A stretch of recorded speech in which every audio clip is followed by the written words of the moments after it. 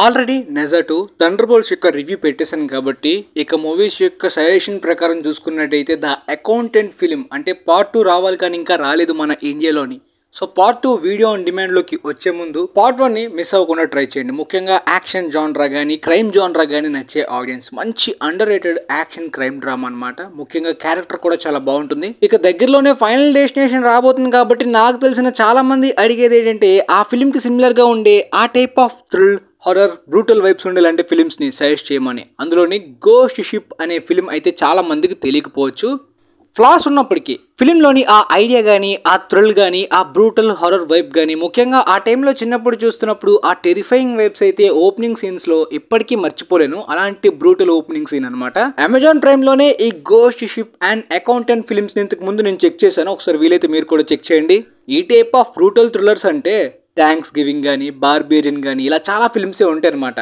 బార్బేరియన్ని మీలో చాలా మంది చూసేసి ఉంటారు. ఇంతకు ముందు నేను చాలాసార్లు చెప్పాను కానీ థ్యాంక్స్ గివింగ్ గురించి ఇంతకు ముందు చెప్పలేదు అనుకుంటా మన ఛానల్లో. సో లేటెస్ట్ గా రిలీజ్ అయిన ఫిల్మ్స్ యొక్క రివ్యూస్ తో పాటు 3 ఫిల్మ్స్ యొక్క సజెషన్ అయిపోయింది కాబట్టి ఇక films news and box service details గురించి వెళ్ళిపోదాం. బాక్స్ సర్వీస్ విషయంలోని నెజర్ 2 స్టిల్ ఎక్సలెంట్ హోల్డ్ తోటి పర్ఫామ్ చేస్తుంది. ఇంకొక 10 మిలియన్స్ ని ప్రీవియస్ వీక్ ఈ వీక్ కి ఎక్స్ట్రాగా యాడ్ చేసుకుని $2.170 బిలియన్ ని కలెక్ట్ చేసింది ఇప్పటిదాకా. చైనా తర్వాత ఫారెన్ కంట్రీస్ లో కూడా స్టిల్ ఈ ఫిలిం అద్భుతంగా పర్ఫామ్ చేస్తుంది. బట్ ఈ ఫిలిం కి అంత గ్రాండ్ ఇయర్ ప్రమోషన్స్ గానీ గ్రాండ్ ఇయర్ రిలీజ్ గానీ అంత హైప్ ఏమి ఉండదు. చాలా మంది పార్ట్ 1 కూడా తెలియదు. కానీ నిజంగా ఒకవేళ హాలీవుడ్ లెవెల్లో గ్లోబల్ గా ఈ ఫిలిమ్స్ కి కూడా పాపులారిటీ ఉన్నట్టయితే మాత్రం ఈ పార్ట్ 1 కి ముఖ్యంగా ఈ పార్ట్ 2 కి థియేటర్స్లోని ఫారిన్ కంట్రీస్ నుండి మరొక 1 బిలియన్ కూడా వచ్చేది అనే రేంజ్లో నాకైతే నిన్న సినిమా చూస్తున్నప్పుడు అనిపించింది అనమాట. ఆ రేంజ్ పొటెన్షియల్ ఉంది. హాలీవుడ్ యానిమేటెడ్ ఫిల్మ్స్ యొక్క థియేటర్కల్ ఎక్స్పీరియన్స్ కన్నా బెటర్ ఎక్స్పీరియన్స్ ఇచ్చిన ఈ నెజర్ 2 లిటరల్లీ 3 బిలియన్స్ని క్రాస్ చేసి ఉండేది. ఒకవేళ ఫారెన్ మార్కెట్స్కి కానీ పార్ట్ 1 అప్పుడే వాళ్ళు టార్గెట్ చేసుంటే. ముఖ్యంగా promotions and buzz and grand year release కానీ హాలీవుడ్ యానిమేటెడ్ ఫిల్మ్స్కి దక్కే రేంజ్లో నెజర్ 2కి కానీ ఒకవేళ దక్కుంటే మాత్రం ఆ ఫీట్ నిజంగా వీళ్ళు అచీవ్ చేసి ఉండేవాళ్ళు. బట్ టికెట్ సేల్స్లో ఆల్రెడీ ఆ అచీవ్మెంట్ని ఎర్న్ చేశారు. అది కూడా ఈ ఓటీటీ ఎరాలో అని చెప్పి చాలా గ్రేట్గా చెప్పుకోవచ్చు. ఆ తర్వాత స్నో వైట్ ఫిలిం ప్రపంచవ్యాప్తంగా 200 మిలియన్ మార్క్ని మొత్తానికి అందుకుందనమాట. అంటే ప్రీవియస్ వీక్కి ఇప్పటికి 5 మిలియన్స్ని ఎక్స్ట్రాగా యాడ్ చేసుకుంది. ఫిలిం అయితే ఆల్మోస్ట్ వాష్ అవుట్. చాలా పెద్ద లాసెస్ని పెట్టింది డిస్నీకి. ఆ బడ్జెట్కి ఆ లాసెస్కి ఆల్మోస్ట్ హాలీవుడ్లోనే బిగ్గెస్ట్ డిజాస్టర్ అయిన ద మార్వెల్స్ రేంజ్ ఈ ఫిలిం కూడా. ఆ తర్వాత డిస్నీకి ఆ రేంజ్ లాస్ని పెట్టినప్పటికీ బడ్జెట్ మరి ద మార్వెల్స్ లెవెల్లో వేస్ట్ అవ్వలేదు. ట్యాక్స్ కానీ మార్కెటింగ్ కానీ అంత హెవీగా ఫిలింకి వేస్ట్ అయ్యి దాదాపుగా 300 మిలియన్స్ వరకు కాస్ట్ అయిపోయింది. కాబట్టి ఆ మార్కెటింగ్ ఇవన్నీ కలుపుకొని చాలా పెద్ద లాస్ని ఆ ఫిలిం పెట్టింది. ఆ విధంగా స్నో వైట్ తప్పించుకున్నప్పటికీ ద మార్వెల్స్ తర్వాత మళ్ళీ అదే రేంజ్ లాస్ అయితే డిస్నీ ఈ ఫిలిం తోటి చూసింది. పోతే ఇక తర్వాత వర్కింగ్ మ్యాన్ ఫిలిం ప్రపంచవ్యాప్తంగా 100 మిలియన్ మార్క్కి దగ్గర వరకు టచ్ చేయగలిగిందనమాట. లిమిటెడ్ రిలీజ్లోని అండ్ ఫాస్ట్ వీడియో ఆన్ డిమాండ్లోని అండ్ ముఖ్యంగా ద బీ కీపర్ లెవెల్లోని ఈ ఫిలింకి టాక్ కానీ రివ్యూస్ కానీ రాకపోయినప్పటికీ బాక్స్ ఆఫీస్ దగ్గర కేవలం బ్రేక్ ఈవెన్ సేఫ్ మార్కే కాదు కాస్త ప్రాఫిట్స్ కూడా ఎర్న్ చేసుకుంది. వీడియో ఆన్ డిమాండ్ నుండి కూడా కాస్త నెంబర్స్ ఎక్స్ట్రాగా రావడం బాగా బెనిఫిట్ అయింది ఫిలింకి. కాస్త వరకే, మరి ద బీ కీపర్ లెవెల్లో కాకుండా. ఇక ఆ తర్వాత ఏ మైండ్ క్రాఫ్ట్ ఫిలిం యొక్క రికార్డ్స్ గురించి ఇంతకు ముందు వీక్స్ నుండే మనం క్లియర్గా మాట్లాడుకుంటున్నాం. కానీ సిన్నర్స్ యొక్క ఎఫెక్ట్ కానీ థండర్బోల్ట్స్ యొక్క ఎఫెక్ట్ కానీ క్లియర్గా మైండ్ క్రాఫ్ట్ మీద పడింది. అఫ్ కోర్స్ ఫిలింకి నెగిటివ్ రివ్యూస్ వచ్చాయి. చాలా వరకు ఫిలిం లవర్స్ నుండి నెగిటివ్ రెస్పాన్స్ వచ్చింది. కానీ రెగ్యులర్ ఆడియన్స్ నుండి అండ్ ముఖ్యంగా ఫ్యామిలీస్ నుండి కిడ్స్ నుండి ఈ వీడియో గేమ్ ఫ్యాన్స్ నుండి రెస్పాన్స్ బాగా ఉండడంతో ఇంతవరకు ఈ ఫిలిం యొక్క రన్ అయితే మాత్రం యానిమేటెడ్ ఫిలిమ్స్ లెవెల్లోని లాంగ్ రన్ పొటెన్షియల్ అయితే మాత్రం ఎక్కువ స్క్రీన్స్లోని కనిపించింది ప్రపంచవ్యాప్తంగా. పోతే పెద్ద డ్రాప్ ఏం చూడలేదు ప్రస్తుతానికి. లాస్ట్ వీక్కి ఈ వీక్కి 58 మిలియన్స్ వరకు ఈ ఫిలిం ఎర్న్ చేసుకుంది. స్టిల్ ఇది చాలా మంచి హోల్డ్ అని చెప్పాలి. ఇంకా లాంగ్ రన్ పొటెన్షియల్ అయితే అప్పుడే అయిపోలేదు. ఇంకా కొన్ని వారాలు ఈ ఫిలిం థియేటర్స్లోని అద్భుతంగా రన్ అవుతుంది.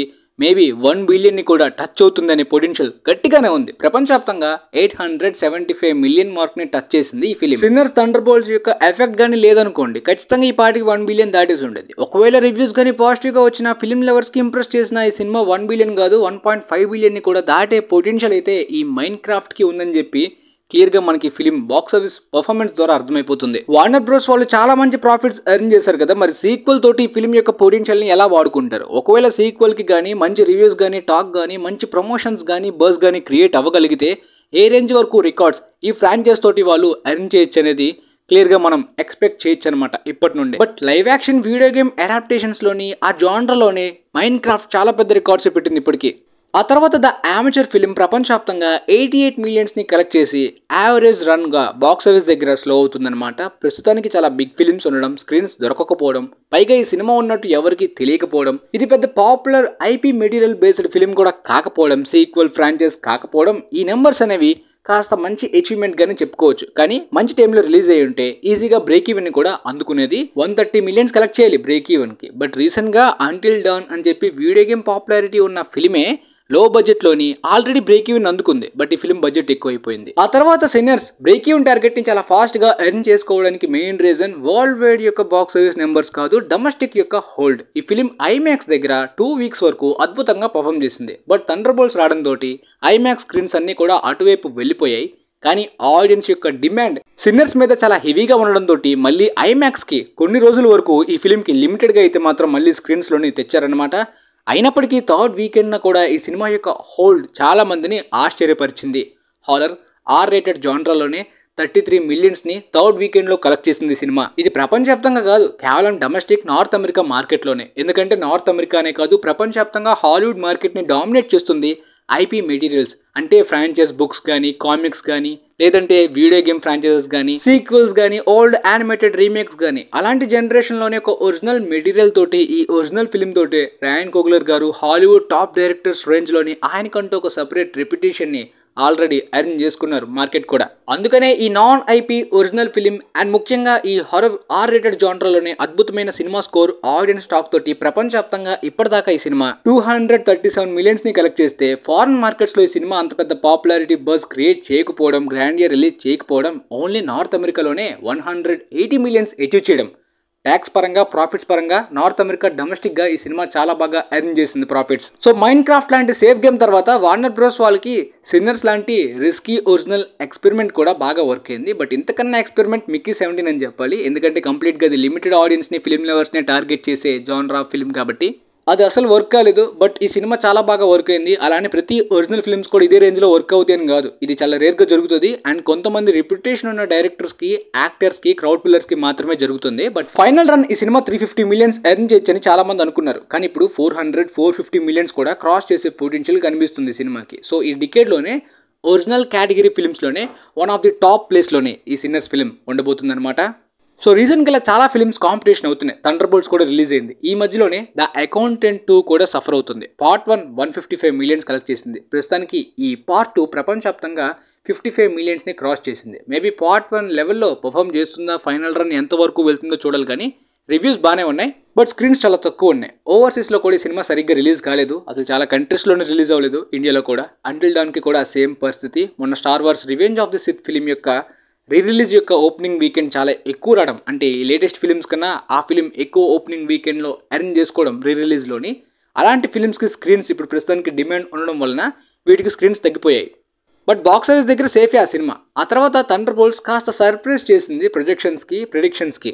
ఓపెనింగ్ వీకెండ్ కేవలం 60-65 మిలియన్స్ అనుకున్నారు నార్త్ అమెరికాలోని. ఆ తర్వాత రివ్యూస్ బాగా రావడంతో 70 మిలియన్స్, 75 మిలియన్స్ క్రాస్ చేయొచ్చు అని కూడా అన్నారు. మరికొంతమంది 80 మిలియన్స్ పక్కాగా క్రాస్ చేస్తుందని చెప్పారు. ఎప్పుడైతే ప్రీమియర్స్ జరిగాయో 85 మిలియన్స్ని కూడా టచ్ చేయొచ్చు అన్నారు. కానీ ఫైనల్గా ఓపెనింగ్ వీకెండ్లో ఈ సినిమా 76 మిలియన్స్ని కలెక్ట్ చేసింది. అంటే క్యాప్టెన్ అమెరికా 4 కన్నా తక్కువ. క్యాప్టెన్ అమెరికా ఫ్రాంచైజ్ వల్ల, రెడ్ హల్క్ వల్ల ఆ సినిమాకి ఓపెనింగ్ వీకెండ్ అనేది కాస్త అడ్వాంటేజ్ ఉంది. బట్ ఈ సినిమాకి బజ్ లేదు, పాపులారిటీ లేదు. ముఖ్యంగా ఆ ఫిలిం యొక్క ఎఫెక్ట్ కూడా దీని మీద పడుతుంది కాబట్టి కొద్దిగా తక్కువ ప్రొజెక్షన్స్. ఒకవేళ ఈ సినిమా రివ్యూస్ కానీ తేడా అయితే కంప్లీట్లీ ఓపెనింగ్ వీకెండ్ ఇంతకన్నా దారుణంగా తక్కువకు పడిపోవచ్చు. ఆ రివ్యూస్ వల్లనే ఈ 76 మిలియన్స్ అయినా నార్త్ అమెరికాలోని కాస్త వచ్చాయన్నమాట. అట్లీస్ట్ వాచబుల్ సినిమా, ఎంటర్టైన్మెంట్ అని. ఎంసీయూ లాంటి లాంగ్ కంటిన్యూ అవుతున్న ఫ్రాంచైజ్కి ఆ రేంజ్ పొటెన్షియల్ ఉంటుంది కదా. పోతే సినిమా ఫారిన్ కంట్రీస్లో ఎక్కువ ఎక్స్పెక్ట్ చేశారు. బట్ ఆ రేంజ్ ఎక్స్పెక్టేషన్స్కి మ్యాచ్ కాలేదు. మినిమం 100 మిలియన్స్ అనుకున్నారు ఫారిన్ కంట్రీస్ నుండి, ఆ రేంజ్లో కనిపించలేదు. ప్రపంచవ్యాప్తంగా ఓపెనింగ్ వీకెండ్లో కేవలం 162.1 మిలియన్స్నే కలెక్ట్ చేసింది సినిమా. బట్ రివ్యూస్ డీసెంట్గానే వచ్చాయి. ఆడియన్స్ రెస్పాన్స్ కూడా అట్లీస్ట్ వాచబుల్, ఎంటర్టైన్మెంట్ అనే రేంజ్లో రెస్పాన్స్ కూడా బాగానే ఉంది. కాబట్టి ఫిలింకి లాంగ్ రన్ ఉంటుంది ఆ ఫిలిం కన్నా. But Guardians of the Galaxy volume 3 లెవెల్లోని ఫిలిం ఫైనల్ రన్ వరకు వెళ్తుందా అంటే కష్టమే. బట్ బ్రేక్ ఈవెన్ టార్గెట్ హెవీగా ఉంటుంది. మినిమం 575 మిలియన్స్, 600 మిలియన్స్ కలెక్ట్ చేయాలి ఫైనల్ రన్లో ప్రాఫిట్ రావాలంటే. ఒకవేళ నార్త్ అమెరికాలో సర్ప్రైజింగ్గా కాస్త నెంబర్స్ ఎక్కువ హోల్ తోటి ప్రాఫిట్స్ తెచ్చిపెట్టిందంటే మాత్రం పర్లేదు, నెంబర్స్ కాస్త ప్రాఫిట్స్ అప్పుడు అడ్జస్ట్ చేయొచ్చు. లేదంటే మాత్రం ఈ నెంబర్స్ని అచీవ్ చేయాలంటే సినిమాకి లాంగ్ రన్ చాలా అవసరం ఉంది. ఇండియాలో కేవలం 15 కోట్ల గ్రాస్ని మాత్రమే ఈ సినిమా కలెక్ట్ చేసింది. ఎందుకంటే కనీసం బజ్ ఒక ఎంసీయూ ఫిలిం రేంజ్లో కూడా ఇండియాలో కూడా లేదు కాబట్టి. ఇక అపెన్హైమర్కి రిప్లై లాంటి జపాన్ యొక్క ట్రాజడీని కూడా పక్కాగా ఫిలిం తీసి చూపిస్తామని ఇంతకు ముందు ఒక ఛాలెంజ్ చేశారు. అంటే అపెన్హైమర్ అనేది కంప్లీట్గా న్యూక్లియర్ బాంబ్ని తయారు చేయడం, దానివల్ల రిగ్రెట్ ఫీల్ అయిన రాబర్ట్ అపెన్హైమర్ యొక్క లైఫ్ స్టోరీ మీద తీసిన సినిమా అది. సో దానికి రిప్లై లాంటి ఈ జపాన్ యొక్క ట్రాజడీని కూడా సినిమాగా తీసి చూపిస్తామని చెప్పి అన్నారు కదా. ఆ సినిమాకి జేమ్స్ కెమెరాన్ గారు డైరెక్టర్గా కూడా ఇంతకు ముందు సైన్ చేసేసారు. ఈ ప్రాజెక్ట్ మీ అందరికీ ఇంతకు ముందు తెలిసే ఉంటుంది. ఇంతకు ముందు మీ అందరికి చెప్పాను కూడా. ఒక మనిషి సర్వైవ్ అయ్యేలాంటి స్టోరీ అనమాట. ఒక మనిషి చుట్టూ ఈ ప్రమాదం నుండి తను సర్వైవ్ అవుతున్న జర్నీ ఫోకస్ చేసేలాంటి స్టోరీ అనమాట. గోస్ట్ ఆఫ్ హిరోషిమా యొక్క బుక్ ని ఆధారంగా తీసుకుంటున్న ఈ సినిమా పక్కాగా అపెన్హైమర్ కన్నా ఇంకాస్త ఎమోషనల్ గా ఉంటుంది. అంటే నోలన్ గారి కన్నా ఆ అపెన్హైమర్ యొక్క ఎమోషనల్ జర్నీ కన్నా ఈ ఫిలిం ఇంకాస్త ట్రాజడిక్ గా అనిపిస్తుంది. ఎందుకంటే కెమెరాన్ గారు ఎమోషనల్ యాంగిల్ ని చూపించడంలోనే చాలా స్ట్రాంగ్ వేలో చూపిస్తారు. ఆఫ్ కోర్స్ ఇంటర్స్టెల్లార్ లోని నోలన్ గారి ఫిలిమ్స్ లోని కూడా ఎమోషనల్ యాంగిల్ స్ట్రాంగ్ గా ఉన్నప్పటికీ అపెన్హైమర్ స్టోరీ కన్నా ఈ హిరోషిమా స్టోరీలోనే ఎక్కువ ఎమోషనల్ యాంగిల్ ఉంటుంది.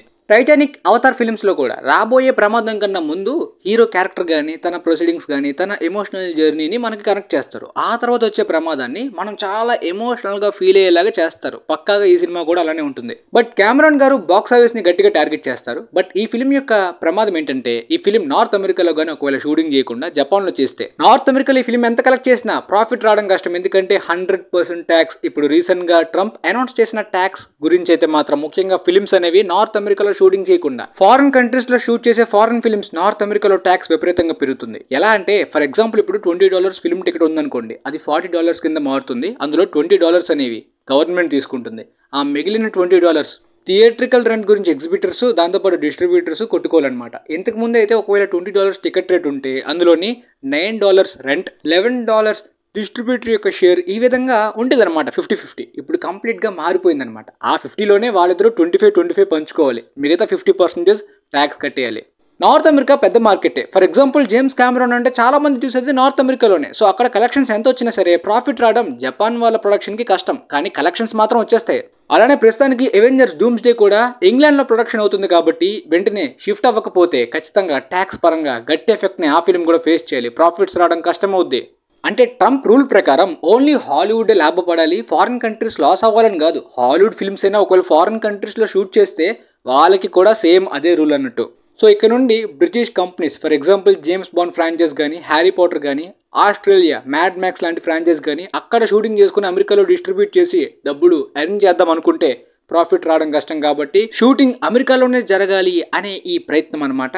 ఇండియన్ ఫిల్మ్స్ కి కూడా ఓవర్సీస్ మార్కెట్ నుండి డబ్బులు రావాలి కదా. ఫర్ ఎగ్జాంపుల్ బాలీవుడ్ కానీ, తమిళ్ కానీ, టాలీవుడ్ వీటికి ఓవర్సీస్ లోనే ఎక్కువ డబ్బులు వస్తాయి. ముఖ్యంగా టాలీవుడ్ ఓన్లీ నార్త్ అమెరికాని నమ్ముకుంటుంది. ప్రపంచవ్యాప్తంగా ఇంటర్నేషనల్ గా డౌన్ ఉన్నప్పటికీ ఎన్ఆర్ఎస్ అందరూ నార్త్ అమెరికాలోనే సెటిల్ అవుతున్నారు కాబట్టి ఎక్కువగా అమెరికా మీద డిపెండ్ అయ్యే వాళ్ళకి ప్రాఫిట్స్ రావడం కష్టం ఇక్కడ నుండి.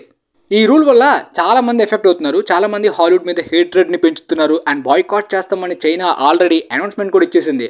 కానీ పక్కగా అన్ని ఫిల్మ్స్ని చైనా వాళ్ళు బాయ్కాట్ చేయలేరు. ఆడియన్స్ డిమాండ్ ప్రకారం కొన్ని పాపులర్ ఫిల్మ్స్ని మాత్రం చైనాలో పక్కాగా చేయాలి. అవెంజర్స్ కానీ, అవతార్ కానీ కొన్ని పెద్ద ఫ్రాంచైజ్ డిమాండ్స్ ఉన్న ఫిల్మ్స్ పక్కాగా చైనాలో రిలీజ్ చేయాలన్నమాట. అన్ని ఫిల్మ్స్ని బాయ్కాట్ చేస్తే అక్కడ ఆడియన్స్ అసలు ఊరుకోలేరు కదా. ఏదైనా ఈ కొత్త రూల్స్ అనేవి కాస్త ఇబ్బందికరంగా ఉంటాయి చాలా మందికి. దానివల్ల కోపం రావడంలోని తప్పేం లేదు. చూద్దాం మరి ప్రాబ్లమ్స్ ఎప్పటికీ సాల్వ్ అవుతాయో. అవతార్ థర్డ్ పార్ట్ తర్వాత అవతార్ 4కి చాలా గ్యాప్ ఉంది టెక్నాలజీ మీద. సో ఆ టెక్నాలజీ డెవలప్ అవ్వడానికి అవతార్ 4 యొక్క రిలీజ్కి చాలా టైం గ్యాప్ ఉంది కాబట్టి ఎక్కువ ఇయర్స్. ఈ గ్యాప్ లో కెమెరాన్ గారు ఈ జపాన్ హిరోషిమా ఫిలిం తో పాటు ఎలిటా బ్యాటిల్ ఏంజెల్ 2ని కూడా ప్రొడ్యూస్ చేస్తూ స్టోరీని డెవలప్ చేయడానికి ప్లాన్ చేసుకుంటున్నారు. ఇంతకు ముందు ఆయన చెప్పారు. దాంతోపాటు న్యూ టెర్మినేటర్ యొక్క స్టోరీని కూడా రాయడానికి కెమెరాన్ గారు సిద్ధంగా ఉన్నారని చెప్పి. సో ఈ గ్యాప్లో ఈ ప్రాజెక్ట్స్ మీద ఆయన ఫోకస్ చేస్తారంట. ఇంతకుముందు అవతార్ 1కి 2కి చాలా టైం గ్యాప్ వచ్చింది కదా. అప్పుడు టెక్నాలజీ కంప్లీట్గా లేదు. ఈ 3D కెమెరా కూడా లేదు, అండర్ వాటర్ టెక్నాలజీ ఏది కూడా. కానీ ఆ అండర్ వాటర్ టెక్నాలజీ డెవలప్ అయ్యే టైం వరకు కెమెరాన్ గారు ఈ అవతార్ ఫ్రాంచైజ్ గురించే అండర్ వాటర్ రీసెర్చ్ చేయడం కానీ, కంప్లీట్గా ఎక్స్ప్లోర్ అవ్వడం కానీ చాలా తెలుసుకున్నారు. చాలా ఇయర్స్ వరకు ట్రైనింగ్ అయ్యి. కాబట్టి కెమెరాన్ గారు టైటానిక్ తర్వాత ఏ ఫిల్మ్ తీయలేకపోయారు పెద్దగా. దాంతోపాటు అవతార్ తర్వాత ఏ ఫిల్మ్స్లో కూడా ఇన్వాల్వ్ కాలేకపోయారు అనమాట. వాటి మీద కంప్లీట్గా ఆయన జర్నీ అంతా కూడా పెట్టిందంతా కూడా నేర్చేసుకున్నారు. మళ్ళీ ఇప్పుడు నేర్చుకోవడానికి ఏం అవసరం లేదు కాబట్టి ఈ గ్యాప్లో ఈ ప్రాజెక్ట్స్ని తాతగారు తీయడానికి రెడీ అయ్యారనమాట. అలానే ఎలిటా బ్యాటిల్ ఏంజెల్ యొక్క డైరెక్టర్ కూడా పార్ట్ 2ని తీయాలని ఉందని చెప్పి రీసెంట్గా తెలిపారు. కాబట్టి ఎలిటా బ్యాటిల్ ఏంజెల్ ఫ్యాన్స్ ఇక ప్రిపేర్ అయిపోవచ్చు సీక్వెల్ కోసం అని చెప్పాలి. అలానే అవతార్ థర్డ్ పార్ట్కి సంబంధించి నెటేరి యొక్క ఫస్ట్ లుక్ని కూడా రివీల్ చేశారు. ఆ తర్వాత రాయన్ రెనాల్డ్స్ అయితే రీసెంట్గా డెడ్పూల్ 4 ఫిల్మ్ని డెవలప్ చేస్తున్నట్టు తెలిపారనమాట. రాయన్ రెనాల్డ్స్ గారే డెడ్పూల్ అండ్ వుల్వరిన్లో రైటర్గా కూడా పనిచేశారు. కానీ ఎక్కువ శాతం ఆయన జోక్స్ రాయడానికి మాత్రమే స్క్రీన్ ప్లే రైటర్గా పనిచేస్తారు. సో ఇప్పుడు డైరెక్ట్గా ఒక స్టోరీని డెవలప్ చేస్తున్నట్టు, కొన్ని ఎక్స్మెన్ క్యారెక్టర్స్ కూడా ఆ ఫిల్మ్లో ఉండబోతున్నట్టు తెలిపారు. సేమ్ వుల్వరిన్ లాగా ఈసారి ఇంకొక ఎక్స్మెన్ క్యారెక్టర్ అయితే డెడ్పూల్ జర్నీలో ఇన్వాల్వ్ అవబోతుంది అనమాట. క్రాస్ ఓవర్ టైప్ ఆఫ్ ఫిల్మే. కానీ రాయన్ రెనాల్డ్స్ గారు మరీ predictable simple plot Deadpool and Wolverine లాగా రాస్తే మాత్రం డిసప్పాయింట్మెంటే. ఎందుకంటే జోక్స్ పరంగా ఆయన బాగా రాయగలడు కానీ స్టోరీ డెవలప్ చేసేంత ప్రొఫెషనల్ రైటర్ కాదు కాబట్టి ప్రొఫెషనల్ రైటర్స్ కూడా ఇన్వాల్వ్ అయితే ఈ ప్రాజెక్ట్ మీద హైప్ అవ్వచ్చు. ఎందుకంటే ఒకప్పుడు ఎక్స్మెన్ ప్లాట్స్ అన్ని కాంప్లెక్స్గా ఉంటాయి. టైమ్ లైన్స్ కానీ క్యారెక్టర్స్ కానీ అర్థం కావడమే కష్టంగా ఉంటాయి చాలామందికి. కానీ అంత కాంప్లెక్స్గా కానప్పటికీ ఒక సాలిడ్ స్క్రిప్ట్ని డిజైన్ చేసుకుంటే బెటర్గా ఉంటుంది. ఎందుకంటే ఎక్స్మెన్ ఫిలిమ్స్ క్యారెక్టర్స్ గురించి ఎంసీలోని ఆల్రెడీ 10 yearsకి సరిపడే ప్లానింగ్స్ చేసుకున్నామని రీసెంట్గానే తెలిపారు. ఈ మల్టీవర్స్ సాగాలా మాత్రం మ్యూటెంట్ సాగాని పాడు చేయకూడదు. ఎక్స్మెన్ పొటెన్షియల్ని బాగా వాడుకొని స్టార్టింగ్ ఇన్ఫినిటీ సాగా రేంజ్ పొటెన్షియల్ని మనకి ఎక్స్మెన్ 10 years వరకు ఇస్తుంది అనుకుంటున్నాను. ఆ 10 సంవత్సరాల ఎక్స్పీరియన్స్ గురించి ఈగర్లీ వెయిటింగ్. ఈసారి ఎలా ఉంటుందో. ఇక స్ట్రేంజర్ థింగ్స్ ఫ్యాన్స్ సీజన్ 5 గురించి చాలా ఈగర్లీ వెయిట్ చేస్తున్నారు. ఎందుకంటే కంప్లీట్గా మనకి ఈ అప్సైడ్ డౌన్ గురించి ఆ మిస్టరీస్ అంతా కూడా కంప్లీట్గా క్లారిటీ ఇవ్వబోయేది ఈ సీజన్ 5లోనే. కాబట్టి ఈ ఇయర్లోని అక్టోబర్ నవంబర్ టైంలో రాబోయే ఈ సీజన్ 5 గురించి చాలా మంచి బజ్ అయితే ఎక్కువ శాతం ఉంది. ఫ్యాన్స్కి మంచి హైప్ కూడా ఉంది. మంచి బడ్జెట్ అండ్ క్వాలిటీలోనే తీయబోతున్న ఈ షోకి సంబంధించిన ఫస్ట్ టీజర్ ట్రైలర్ ఈ మే మంత్ ఎండింగ్కి రాబోతుందంట. స్ట్రైక్స్ ఎఫెక్ట్స్ ఏమీ లేకపోతే అన్ని ప్లాన్స్ కూడా అనుకున్నట్టు జరిగినట్టయితే సమ్మర్కే సీజన్ 5 రిలీజ్ చేద్దాం అనుకున్నారు. బట్ సమ్మర్ ఇప్పుడు మిస్ అయింది కాబట్టి అక్టోబర్ నవంబర్ టైం. కానీ సీజన్ 4 లాగా మరీ ఎక్కువ ఎపిసోడ్స్ లాంగ్ డ్యూరేషన్ తోటి లాగకుండా కంప్లీట్గా ప్లాట్ అండ్ క్లారిటీ అనేది ఈసారైనా సరే స్క్రిప్ట్ బెటర్గా ఉంటుంది సీజన్ 4 కన్నా అని ఎక్స్పెక్ట్ చేస్తున్నా. మరి చూద్దాం ఎలా ఉంటుందో. ఈ జన్మకి GTA 6 రాదని చాలా మంది జనాలు ఫ్యాన్స్ ప్రిపేర్ అయిపోయి ఫిక్స్ అయిపోయారు అనమాట. సో అదే విధంగా మళ్ళీ వాళ్ళు ఒకసారి కన్ఫర్మ్ చేశారు ఈ ఇయర్లో రావట్లేదు, 2026కి డిలే అయ్యిందని చెప్పి. సో GTA 6 అనేది అలా డిలే అవుతూనే ఉంటుంది. రిలీజ్ కర్స్ అయితే గట్టిగా దీనికి ఉందని నమ్ముతున్నారు. ఆ తర్వాత మొన్న అవెంజర్స్ డూమ్స్డే కాస్టింగ్ అప్పుడు హల్క్ని, స్పైడర్ మ్యాన్ ఇలా చాలా క్యారెక్టర్స్ని కాస్టింగ్లో అనౌన్స్ చేయలేదు. దాంతో వాళ్ళైనా టీంలో ఉంటారా, మిగిలిన క్యారెక్టర్స్ ఉండరా, ఒకవేళ ఉన్న వాళ్ళు క్యామియోసా, కాన్సెప్ట్ ఆర్ట్స్లో మనకి హల్క్ క్యారెక్టర్ కనిపించింది కదా అనే డౌట్స్ చాలామంది నాకు అడిగారు. దాని గురించి కంప్లీట్గా టైంలో ఎక్స్ప్లెయిన్ చేశా. అండ్ ఆ తర్వాత డూమ్స్డే యొక్క సెకండ్ కాస్టింగ్ అనౌన్స్మెంట్ కూడా ఉంటుందని చెప్పాను కదా. దాంట్లోని క్లారిటీ వచ్చిన కొంతమంది నేమ్స్లోనైతే Mark Ruffalo Hulk character, Bruce Banner character కూడా డూమ్స్డేలో ఉండబోతుంది. కేవలం హల్క్ మాత్రమే కాకుండా షీహల్క్ అండ్ హల్క్ యొక్క సన్ క్యారెక్టర్ కూడా మనకి డూమ్స్డేలో కనిపించబోతున్నారు మన కాన్సెప్ట్ ఆర్ట్స్ ప్రకారమే. బట్ మనం ఆ కాన్సెప్ట్ ఆర్ట్స్లో చూసిన patch work battle world planet అనేది ఆల్మోస్ట్ క్రియేట్ అయ్యే టైంకి సినిమా ఎండింగ్కి వచ్చేస్తుంది. కాబట్టి వీళ్ళు క్యామియోస్ అనుకున్నారు. కానీ వస్తున్న మెయిన్ MCU రిపోర్టర్స్ నుండి న్యూస్ ఏంటంటే ఈసారి హల్క్ వర్సెస్ డూమ్ లాంటి సీక్వెన్స్ కూడా ఉండే అవకాశం ఉంది. ఇన్ఫినిటీ వార్ ఎండ్ గేమ్లో హల్క్ ఫ్యాన్స్ పూర్తిగా డిసప్పాయింట్ అయ్యేలాగా ప్రెజెంట్ చేశారు. హల్క్ వర్సెస్ థానోస్ రీమ్యాచ్ గురించి చాలా మంది ఎక్కువగా ఎదురు చూశారు, కానీ అది జరగలేదు. కానీ ఈసారి హల్క్ యొక్క పొటెన్షియల్ని బాగా వాడుకునే ఛాన్స్ ఈ డూమ్స్డే సీక్రెట్ వార్స్లో చూడొచ్చని ప్రస్తుతానికి అంటున్నారు. మరి ఆ లెవెల్ ఎలివేషన్ ఎక్స్పెక్ట్ చేయకండి. ఇన్ఫినిటీ వార్ ఎండ్ గేమ్ కన్నా బెటర్గా ఉంటుంది అంతే. మరి టాప్ లెవెల్లోని కామిక్ లెవెల్లో కాదు. ఇంతవరకు కామిక్ లెవెల్లో హల్క్ని పూర్తిగా ప్రజెంట్ చేయలేదని చెప్పాలి. కానీ వరల్డ్ వార్ హల్క్ యొక్క ప్లానింగ్స్ కూడా ఫ్యూచర్లో ఉన్నాయి కాబట్టి దానికి సంబంధించిన హింట్స్, రిఫరెన్సెస్, క్లారిటీ కూడా ఈ ఫిలిమ్స్ ద్వారా హల్క్ క్యారెక్టర్ గురించి ఇస్తారా లేదని చూడాలి. ఫ్యామిలీ అంతటిని చూపిస్తున్నారు కాబట్టి చూద్దాం. మరి ఫిల్మ్కి సంబంధించి ఇంకాస్త డీటెయిల్స్ త్వరలోనే అలా వస్తూ ఉంటే ప్రస్తుతానికి వచ్చిన అప్డేట్స్ మీకైతే క్లియర్గా అర్థమైందని నేనైతే అనుకుంటున్నాను. వీలైతే ఈ వీడియోని మీ ఫ్రెండ్స్లో ఈ ఫిల్మ్స్ మీద, న్యూస్ మీద ఇంట్రెస్ట్ ఉన్న వాళ్ళకి పక్కాగా షేర్ చేయండి. పక్కాగా వాళ్ళకి కూడా యూజ్ అవుతుంది అనుకుంటున్నాను. And thanks for watching guys.